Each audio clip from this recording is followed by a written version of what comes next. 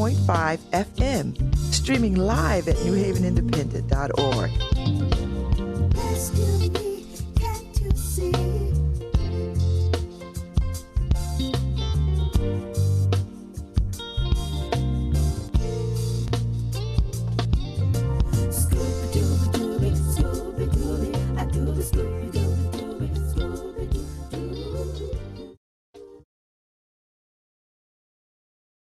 Good morning. I'm Babz Rawls-Ivy. Welcome back to the second hour of LoveBabz, LoveTalk.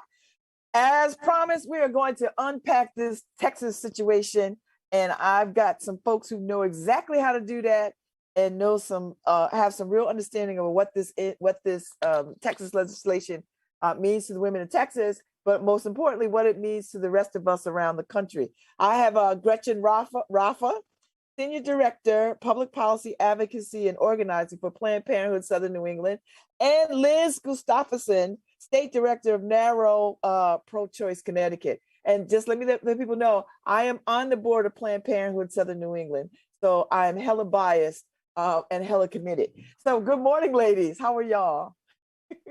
Good morning, Babz. Nice to be here. Thank you for inviting us. Oh, this is important. This is a conversation that's too important not to have it with the people who know something about it. So let's get started. Tell me, Gretchen, what does this legislation say?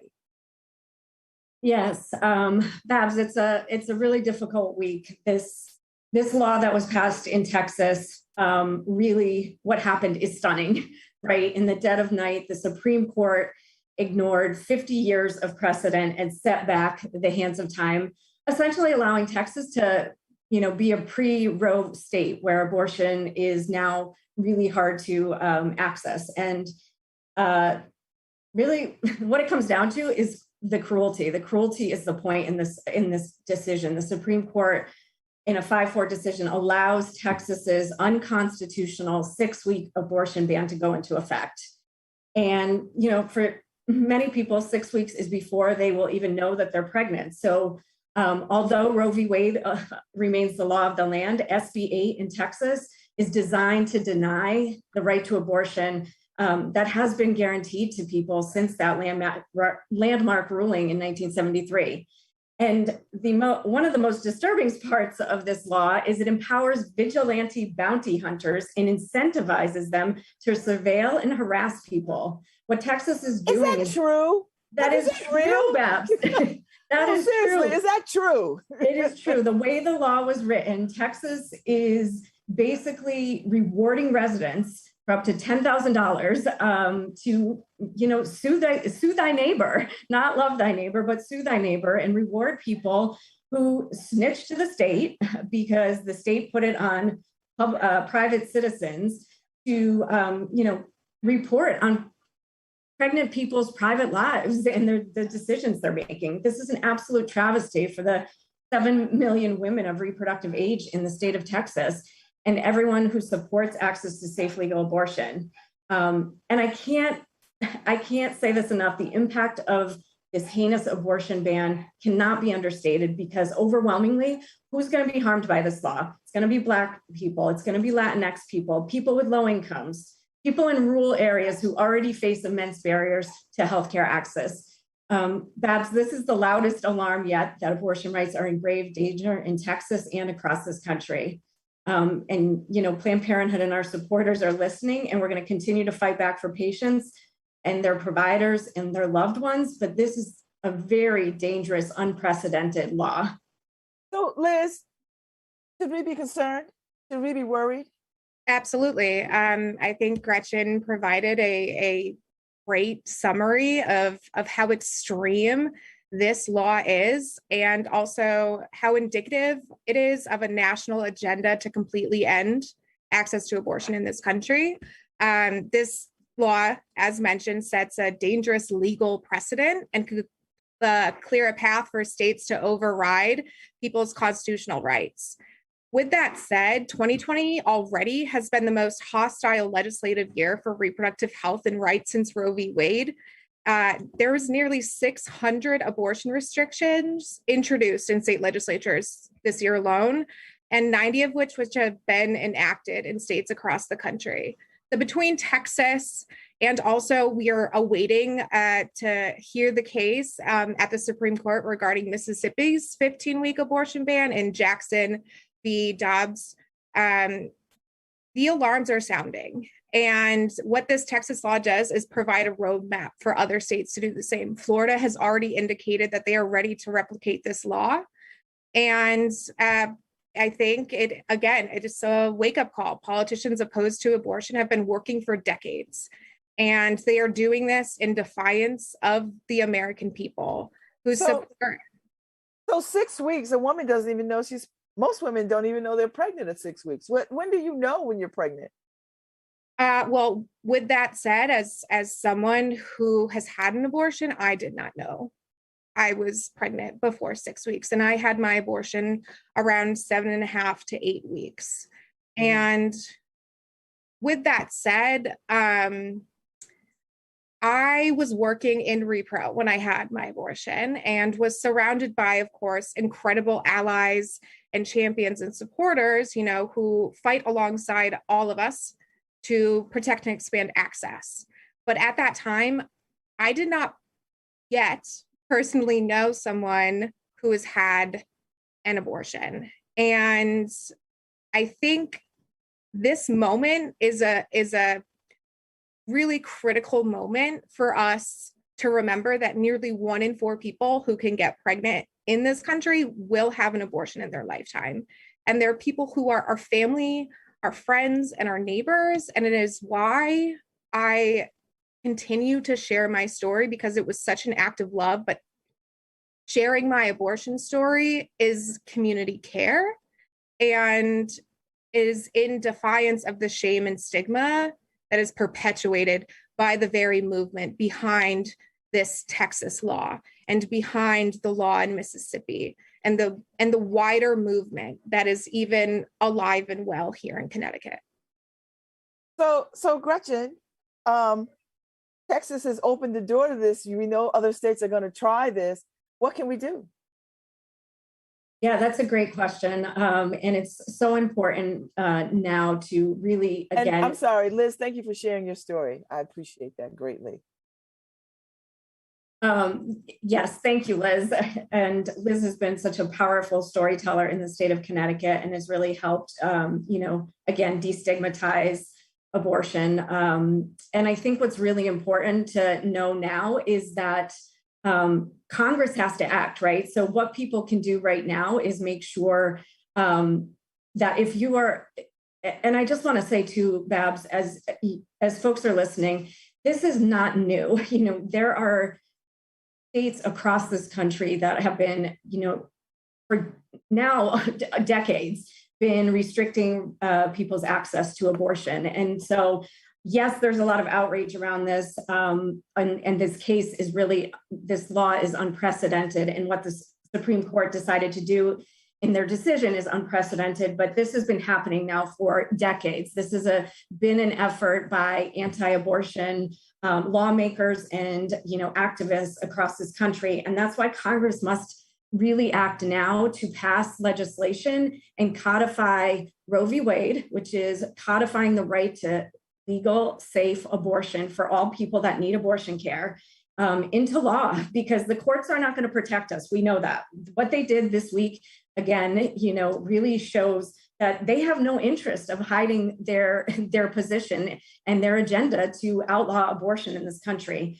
So we are hoping, and we think that there's a chance that Congress will take up the Women's Health Protection Act, which was introduced by one of our champions, U.S. Senator Richard Blumenthal. And this would actually establish a statutory right to for people to receive abortion care in this country and safeguard against these medically unnecessary abortion restrictions that are being pushed forward by state politicians, even if Roe v. Wade is overturned. That's why this federal piece of policy would be so important to pass. So this doesn't outlaw abortion, it just makes it unsafe, because women are going to find a way to do what they need to do for their lives. So we've already seen this story of women back alley kinds of things to get the kind of health care that they want. So this is just going to put women in a precarious situation. And then this bounty hunter component, which I don't understand that piece at all. Like I don't understand what that means. So somebody can just assume that you're pregnant and follow you and harass you and what? I don't hold you hostage until you come to term. I'm trying to understand this part. Yeah. I can expand on that a little bit. Yes, please. So what it really does, it encourages anyone, including anti-abortion protesters, to enforce this ban by suing abortion providers and anyone who helps someone obtain the abortion. So it's not on the patient, it's on the community who provides support. It could even be an Uber driver bringing someone to a clinic. And it allows protesters who have no connection to the patient to act as mentioned, as bounty hunters, to take doctors, health centers, and anyone who helps someone access abortion. Say you've donated to someone who is raising money to afford the care that they needed, and bring them to court and collect up to $10,000 for each abortion. But I also want to reiterate that this was designed to intimidate physicians and other clinic staff out of providing abortion care. We all know that they will not be intimidated by that, but it's also something that, again, is indicative of the movement. And, by continuing to provide care, they could face these ridiculous financial penalties, legal costs, and court orders shutting their doors. And if anyone disapproves of your abortion, your neighbor, a distant relative, like an abusive partner, or even a stranger, because, anti-abortion extremists are sometimes spend their time harassing people they don't even know to obtain a court order. I don't understand any of that. Okay, go ahead, Gretchen. I was just going to say, I'm not a lawyer, so I'm not going to pretend to play one on your show. But I mean, this is really an outrageous framework for a law. And they did it intentionally, right? Like I said, this has been decades in the making of stacking the courts, handpicking judges to sit on federal courts and, get nominated to the Supreme Court. That this was the plan, right? This was the plan of anti-abortion lawmakers. And they did this law purposely like this because, public officials aren't enforcing it. So it can't be challenged right away, because if it was enforced by public officials, someone could challenge it and then it would be sitting in court and it would be immediately blocked. But by doing this law, the way it was written, it allows the private citizens to enforce it. So even in the, majority of the justices that, just came out in their decision, they were even talking in their decisions that this is like too complicated to figure out how to, rule on now, because they don't know how it's going to play out in practice. So this is, again, why we're saying that this is unprecedented, because this really allows this law to go into effect outside of the normal process that usually happens with the normal legal process that usually happens. So women in Texas can get an abortion, or they have to jump through a lot of hoops? Like, because I was watching Good Morning America and they had one of the, I can't call the doctor's name, good looking man.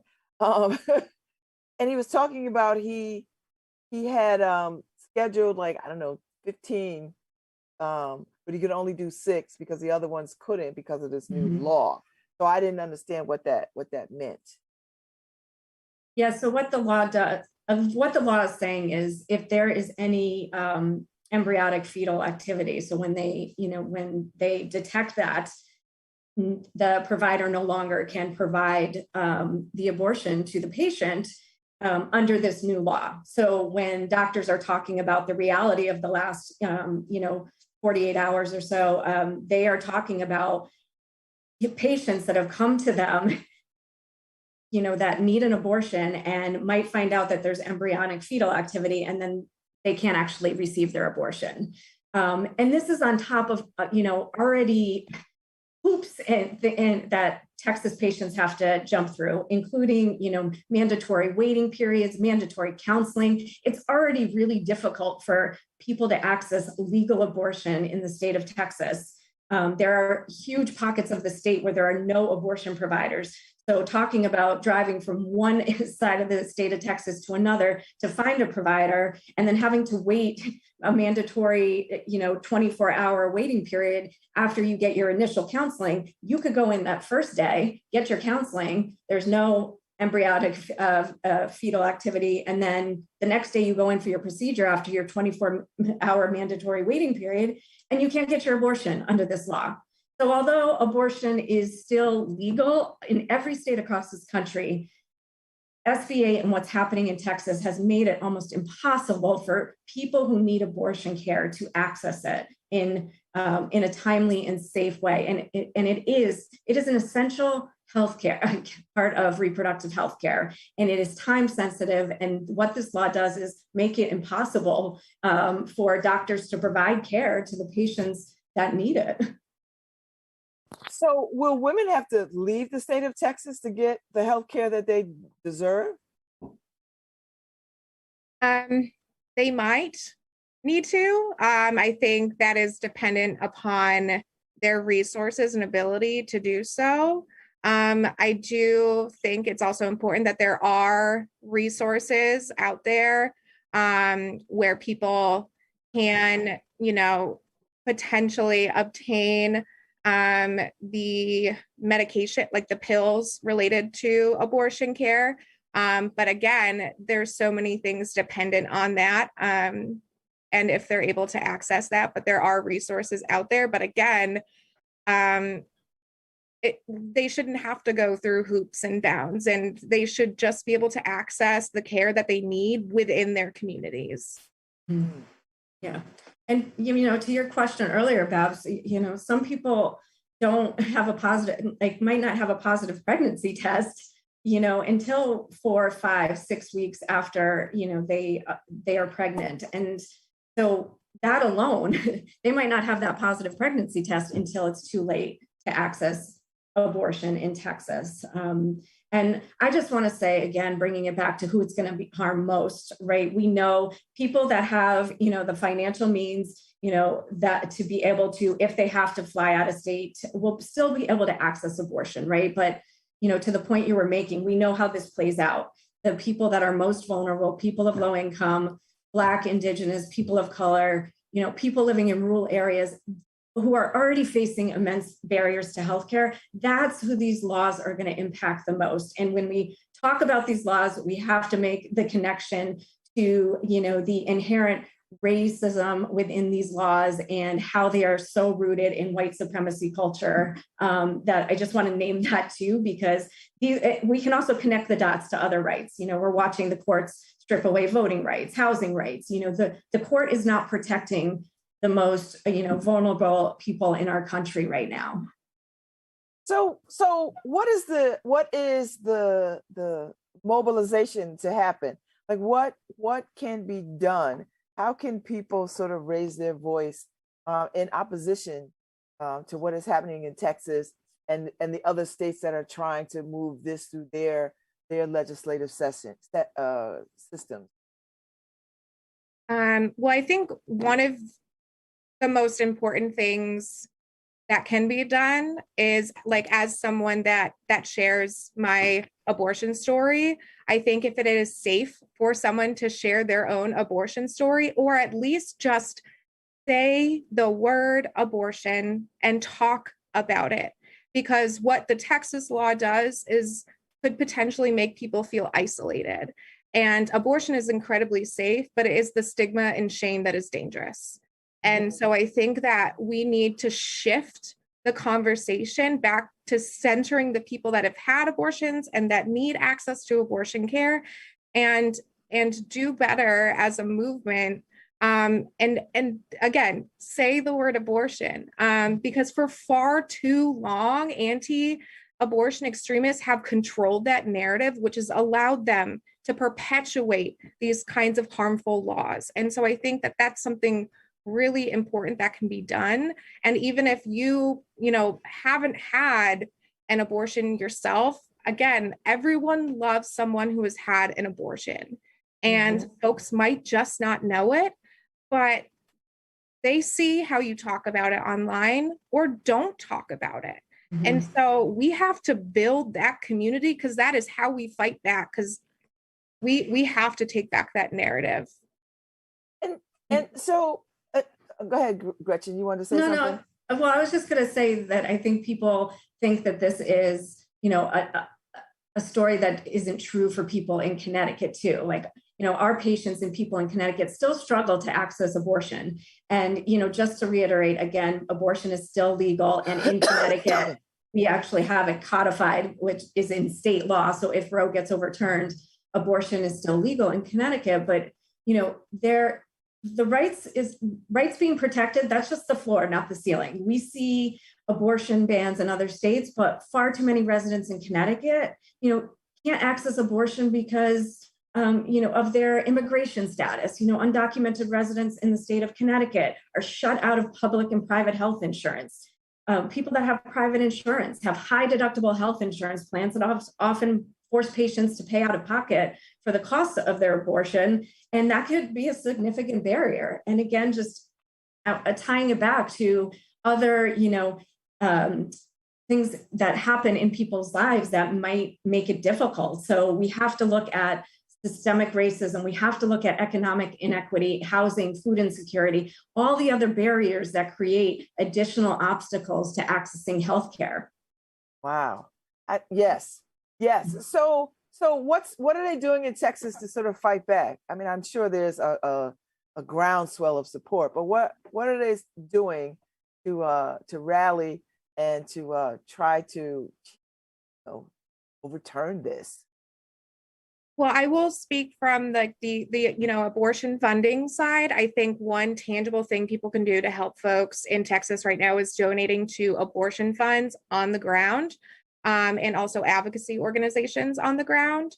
And then also there are practical support funds as well. There's one called the Bridget Alliance, and there's another called the Apiary Collective, and they both are funds to help with other needs other than the abortion care itself. So travel, helping cover the cost of childcare and other things like that. So those are two tangible places that money can be donated to if people wanted to take action that way for folks in Texas. And so Texas is leading the way on this. Some other states are trying to do this, and so what happens if this becomes a widespread issue? Like if you start to see it, these gains, these abortion rights gains lost state by state by state. I mean, I feel like folks have been sounding the alarm about this for a very long time. Yeah. And as Gretchen mentioned before, like Roe has always been the floor, and reproductive oppression and its forms have been like actively going on.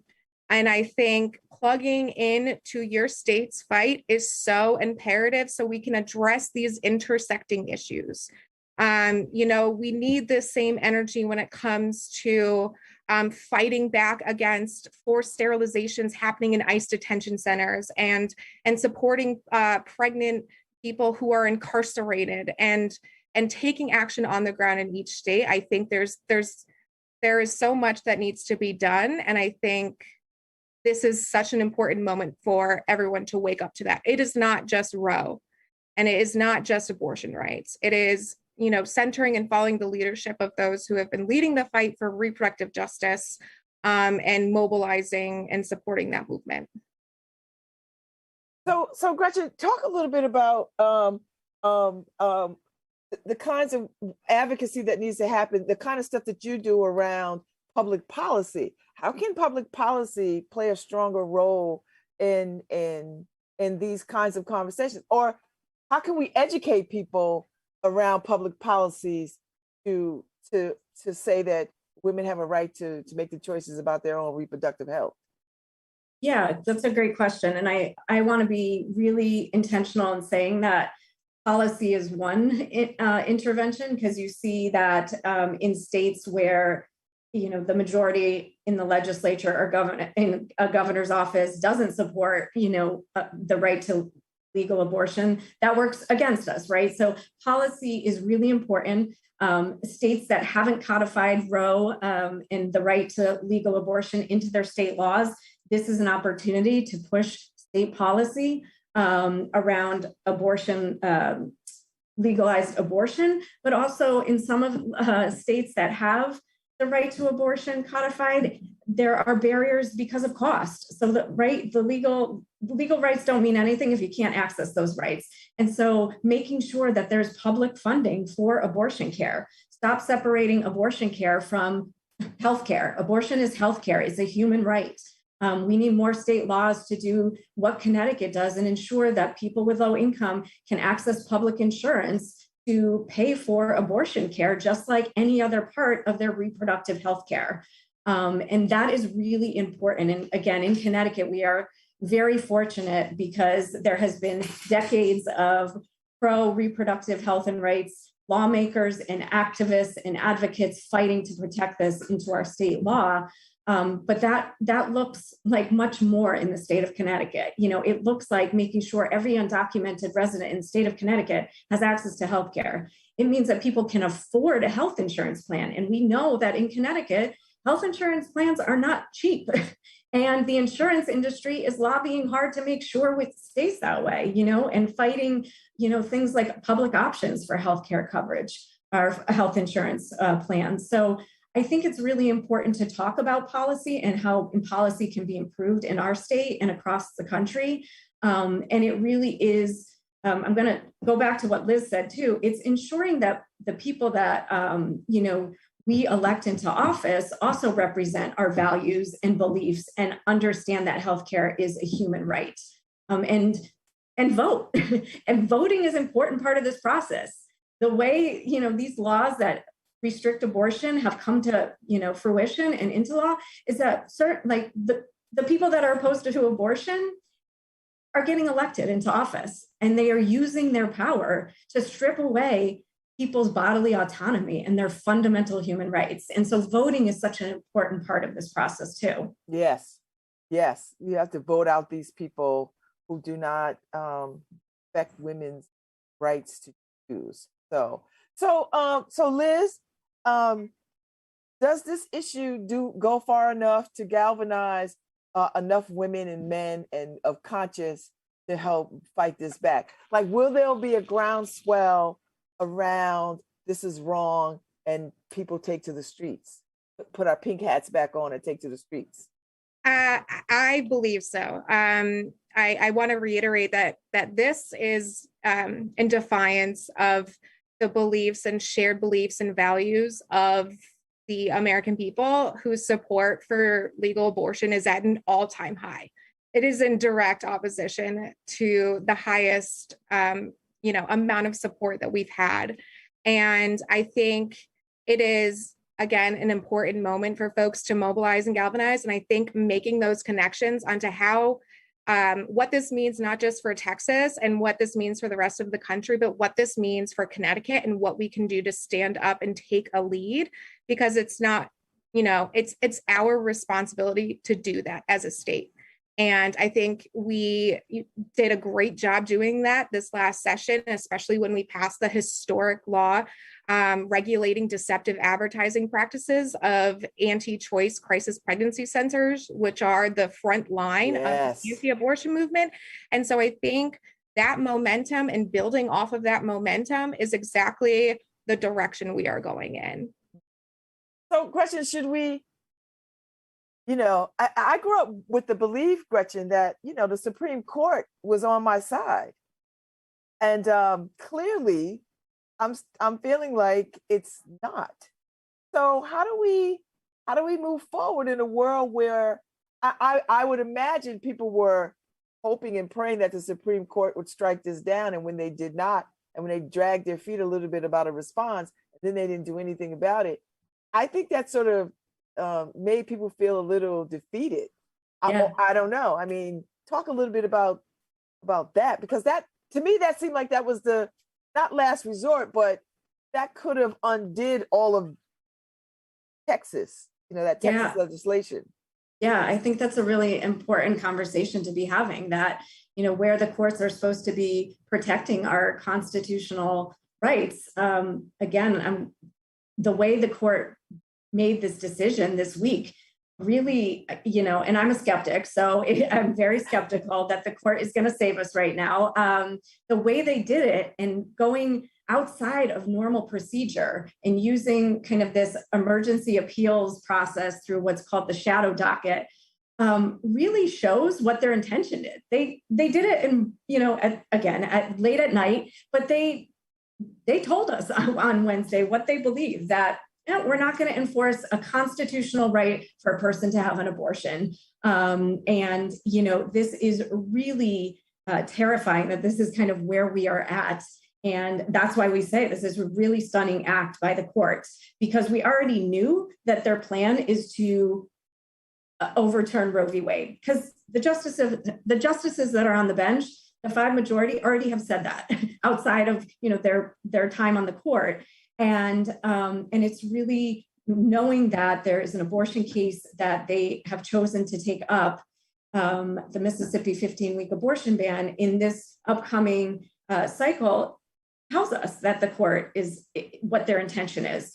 And that's why it's really important to push, again, back to your question about policy, asking the federal government to intervene. We know the president has said yesterday that he is going to be looking into this. His administration is going to be looking into how he can protect, a person's right to legal abortion, and Congress is going to act.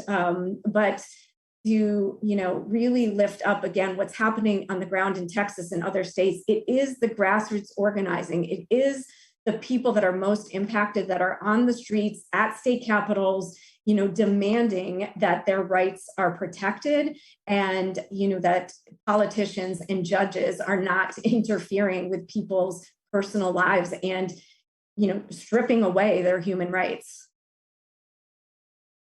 I so appreciate y'all coming on this morning to talk about this, to unpack this, because I think we're in for a long fight, and Yes. And I want y'all to come back on a regular basis so we can continue to mobilize people and to share right information with people about what is happening, because I think we are in this age of misinformation and sort of right wing spin on things, and I just want us to make sure that the right information gets out to people so they can make informed decisions about how to fight back. Yes. And so that's really what I wanted to see happen today. So is there any last thoughts you want to say before we leave? Liz, Gretchen? I mean, I always have a last thought, Babz, you know me, but I just want folks to know that, we're grieving the loss of abortion access in Texas, but we are fighting back. We are, with our partners in Texas and across the country. Planned Parenthood, our patients always come first, and we're going to do everything we can to help patients get the care they need, complying with an unjust law in Texas, but across our state and across this country. Folks are on the ground helping patients navigate this law, and we are here for you. And abortion is still illegal, and we want to make sure that every person who needs an abortion can access that. And just to add on that too, NARAL Pro-Choice Connecticut, we are here and we are ready to fight for proactive pro-choice policies in our state, because everyone deserves the ability to decide if, when, or how to start or grow their families in safe and healthy communities. And so we look forward to working with our legislative allies and everyone in Connecticut that wants to get involved. And thank you so much for having us on today for this important conversation. Well, thank you. I want you to come back. So Gretchen, anytime you want to come back to talk about this, you have a home here. All right. Thank you, Babz. Thanks for making space for this important conversation. Thank you. Thank you. And y'all go in peace. And I will see you out here in these streets protesting. Right on, Babz. Thank you. Have a good day. You too. You too. All right. Harry, thank you for putting up all the stuff in the chat. I appreciate it. That was very good. So Harry, you had a chance to read a little bit, and stunning turn of developments. Yeah, I did. It's the the bounty hunting is more of a civil case issue than a criminal case issue. But yeah, anybody is going to be able to sue. I can't get an abortion in Texas, Harry, but I damn sure can buy all the guns I want. So if I was reading it right, they could sue you for giving the person a ride. Yeah, if you're the Uber driver, Harry. Yeah. Which you are an Uber driver, but you don't drive. But yes, Harry, can you imagine? That's just crazy. But you know what? The courts are not gonna. But you know, let me not. No, say yeah, that. you can't say that because somebody's gonna drag somebody into court behind this mess. You know. Yes, somebody's gonna drag it into court, but the Supreme Court already decided. So that's gonna be a hard one. Now the one coming up. See, this is basically the Supreme Court said we're gonna let Texas be Texas, right? But the next one, the Mississippi one, is gonna be, which is the poorest state in the country. Yeah, it's gonna be the big one because that one will basically kind of rewrite Roe v. Wade, and the poorest state in the country. And I was reading, it looks like Amy Coney Barrett will be the swing vote on this. Well, we'll see. So okay. We'll see. Well, we will have them back, Harry, because I want people to understand I am committed to this cause. I'm committed to women's reproductive health. I'm committed to a woman's right to choose. I serve on the board of Planned Parenthood of Southern New England, and I care about a woman. I have daughters, and I want them to be able to make the choices that they need. I have sons. I need them to be able to make the choices that they need for their reproductive health. So come for me if you must, but this is where I stand. Yeah. All right. That's where I'm at, Harry. I just want to put it out there because, because people are going to come at, how they're going to do, Harry. They're going to put the mark of the beast on me. They're going to say, I'm a whatever. I don't care. Whatever. I've been called less by less. I mean, let's face it, Babz, to be truthful, you did get 2 shots. All right, we gotta go. I'll see you. Enjoy your family this weekend. Harry is silly.